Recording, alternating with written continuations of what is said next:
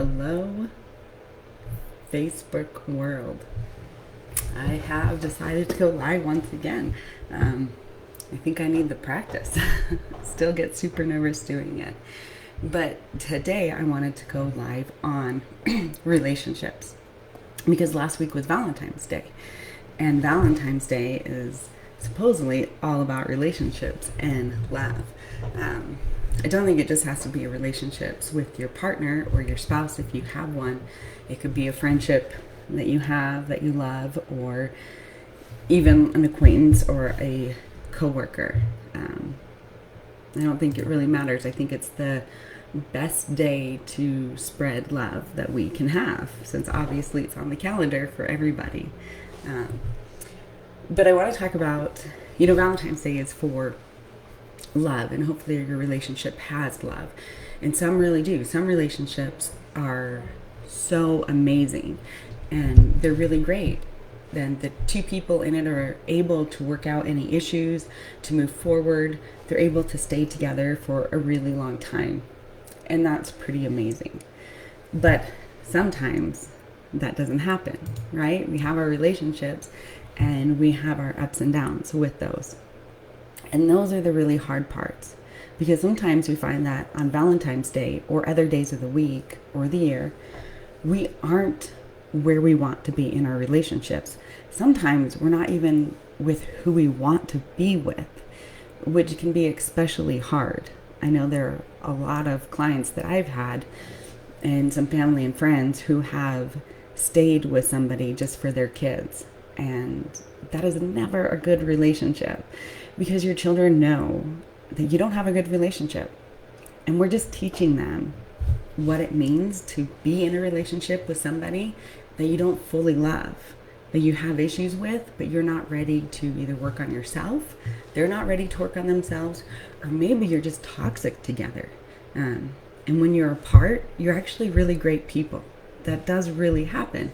And you can co-parent and be friends and not be in a romantic relationship with each other. So what happens when it goes bad? Did you find yourself this Valentine's Day wishing for something else? Maybe a different way that Valentine's Day could have gone? Or were you wishing that you weren't in the relationship you were in? So what can you do, right? When our relationships aren't going the way we want them to go? There's always a few options out there. The number one option for many, or maybe like the number two, it depends, I guess they could go side by side, is you go to couples counseling or find a coach who can do couples coaching. That is amazing if you both can agree on that. If you can't, the second best thing you can do, and or the first, right, is you can work on yourself. It is so important that you continually work on yourself day in and day out, and you are a better person.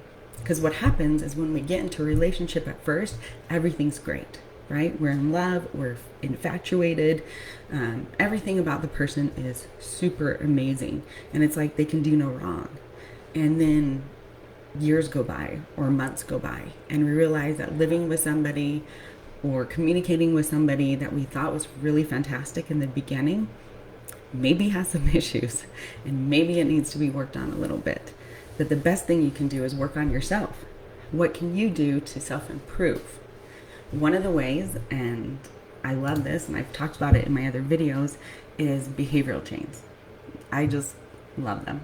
I am a data kind of person, and so any place where we can get more data related to any area of our life, it's wonderful, because then we can see a picture of what's going on. And I'm visual too, so I like that. So you can take any situation that you and your partner are in, and you can relate this to friendships if you want, or relatives as well. And you can look at the situation that happened. What happened?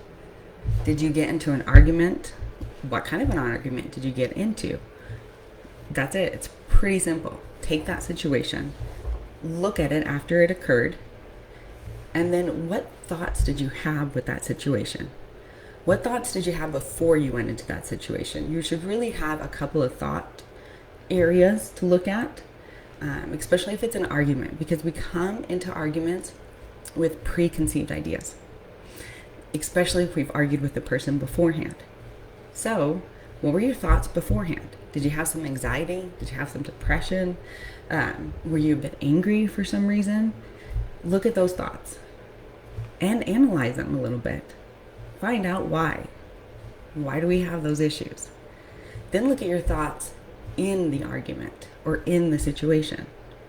What were those thoughts? Did they align with your thoughts beforehand? Did they change at all?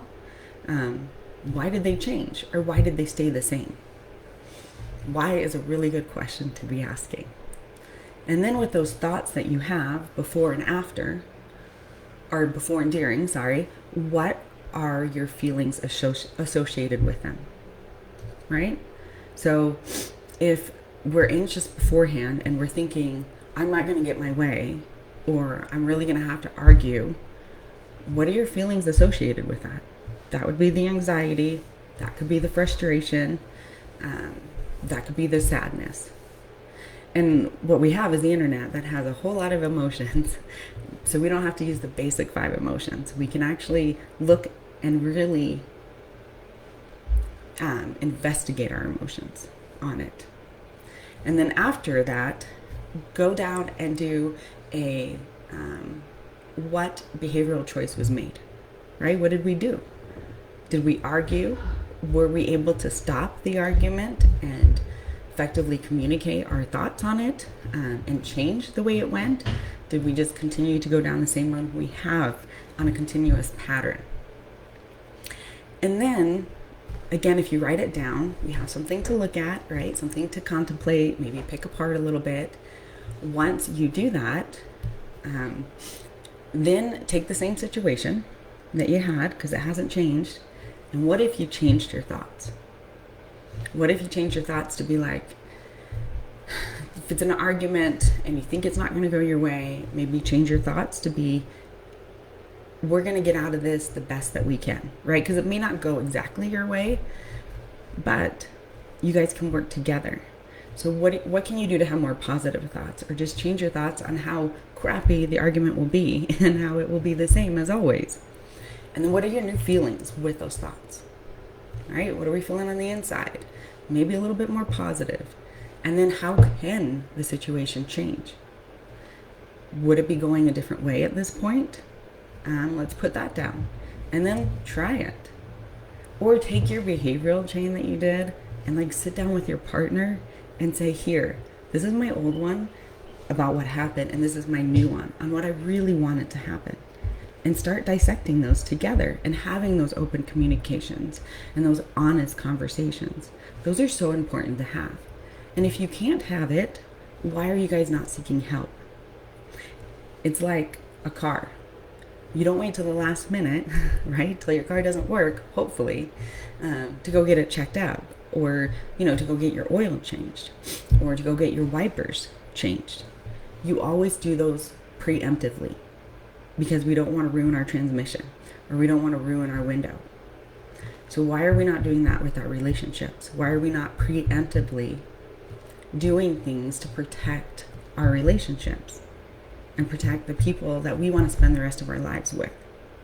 And another aspect with that is, if you're having a hard time with your partner, it's really important that you do not seek out people who are also having a hard time with their partner, or that do not love their partner, or that are single and have no good things to say about being with a partner. Because what we'll get is we'll get reinforced in our minds the same thing that we're thinking. So if you're contemplating a divorce and you start talking to people who are divorced, you're going to start thinking divorce is a good thing. And I'm not saying that it isn't, maybe it is. But what if you talk to people who have a strong, happy, or as happy as you can be, right? Marriage. Talk to those people. Figure out what makes a good marriage. And maybe it will change your mindset. Now, I'm not saying that means you need to stay married, because maybe you don't need to stay married. But we definitely don't want to be seeking advice from people who have negative feelings about whatever area of your life you are in. Just like if you're in a business or trying to start a business, you wouldn't want to go seek advice from people who are going to tell you you can't do it. Same thing with a relationship, because then it feeds the negative thoughts and it becomes a really downside of a relationship. So anyways, that's kind of my take on relationships in an overall sort of process. So my wish to you, I don't know, wish or whatever, what you should do if you're in a bad relationship. First of all, if it's abusive, get out. Best thing you could do for you and your kids, or you if you don't have any kids. If you're having minor problems or somewhat of a major problem, go seek some help. Work on yourself individually, have your spouse work on themselves, or go get couples counseling, or go see a coach who knows how to coach couples. Because it's not easy taking in two sides of a conversation, but really having a third person there is the best thing you can do, I think, for you and your relationship. I really hope your Valentine's Day went well, that you are exactly where you want to be, and if you are not, that you are now understanding that you need to take the steps to make those changes. Because everybody should have love in their life, and everybody should feel happiness. I hope everybody has a great evening.